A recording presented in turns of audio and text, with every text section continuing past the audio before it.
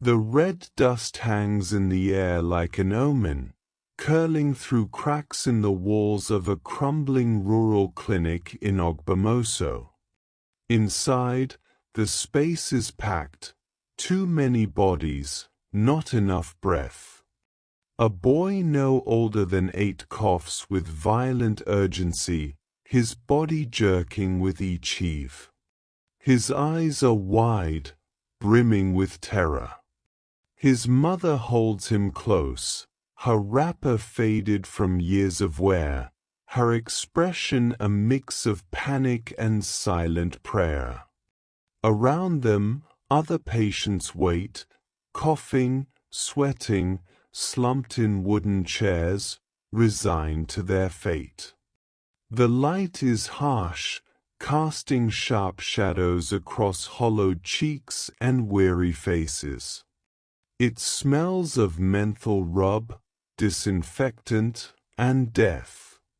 Far from the noise of that clinic, deep in a sterile lab at Landmark University in Kwara State, a young Nigerian scientist bends over a microscope. His hands move with calm precision, but his face is taut with tension. Machines hum quietly around him, centrifuges spinning, test tubes lined in perfect rows, digital screens blinking with code. The room glows faint blue under cold lab lighting. There is no chaos here, only the weight of a question he cannot shake. Why are the drugs no longer working? He peers deeper, searching not just for answers, but for weapons. Outside the lab, the truth lies buried in soil, in blood, in silence. In Ondo State, a funeral procession wins its way down a dusty village road.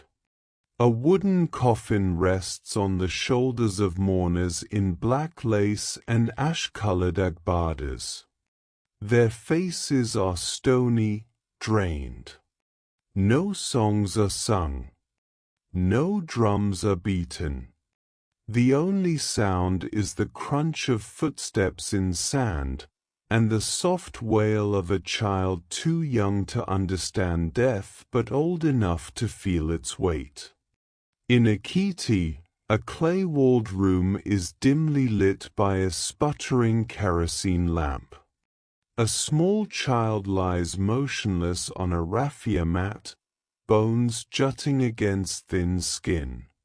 Each breath is a struggle.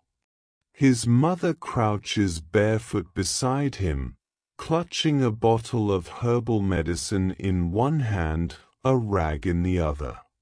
She dabs his forehead with water, murmuring prayers under her breath. Her tears are quiet, she has cried too many to count. In Kwara, a skeletal man leans against the wall of a run-down hospital entrance. His breath rattles, wet and gurgling. Blood stains his lips. His eyes are distant, as if he's already halfway gone. Passers-by avoid him, stepping wide circles around his hunched form. Shame, fear, and indifference intertwine in every gaze that dares glance his way. The numbers confirm the stories. Oyo leads with one of the highest TB burdens in the country, driven by overcrowded slums and poor access to diagnostics. In Ondo, it is the delay in diagnosis that kills. In Ekiti, the silence, fueled by stigma, is a louder killer than the cough. In Kwara, porous borders let the disease seep in and multiply like smoke in an abandoned room. But data is not enough. The answer must lie deeper. The young scientist packs his bag and takes to the field. Mud clings to his boots as he trudges through the green paths of Ekiti, passing wooden huts and palm-fringed compounds. On his back, blood sample kits. In his hands, the hope of hundreds. He visits clinics, collects samples, speaks with nurses who have seen too much. His eyes are weary, but his resolve is sharpened by every child he watches gasp for breath. Back in the lab, he runs the sequences. What he sees on his screen changes everything.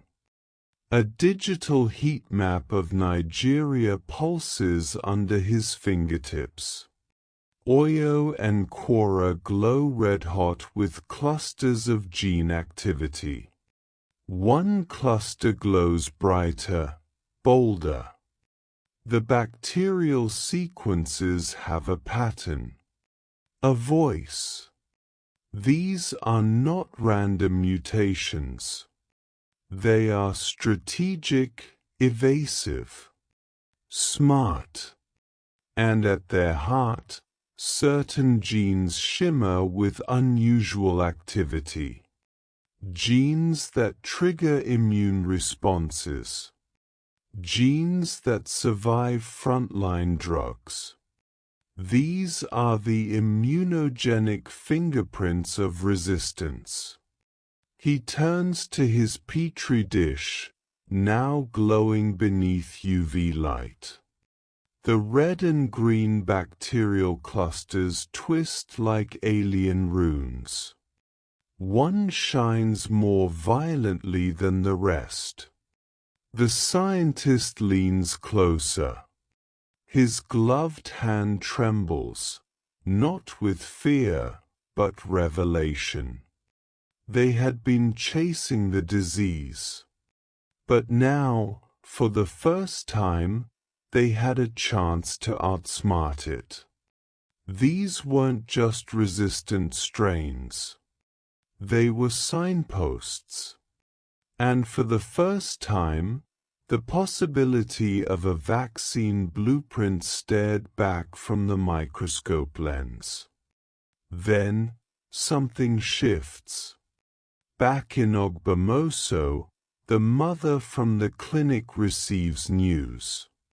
Her son is clear, TB negative. After months of treatment, pain, and prayer, his one. She collapses to her knees outside the clinic, holding him to her chest. The sun breaks through the cloud cover. Villagers look on, some clapping, others just watching quietly. It's not a miracle. It's science. But in Nigeria, sometimes, they feel the same. The young scientist now stands alone atop a hill near his university. His coat flutters in the breeze. Below, Landmark University sprawls across the land, a cradle of knowledge in a country too often forgotten. He looks toward the horizon, golden with dusk. His journey is not finished. It has only just begun. They have found the genes. The next step? The vaccine. If they succeed, Nigeria will not only fight TB, it will lead the world in ending it. And the boy from the clinic? He may grow up in a world where children no longer cough blood into their pillows, because someone believed enough to fight with science and soul.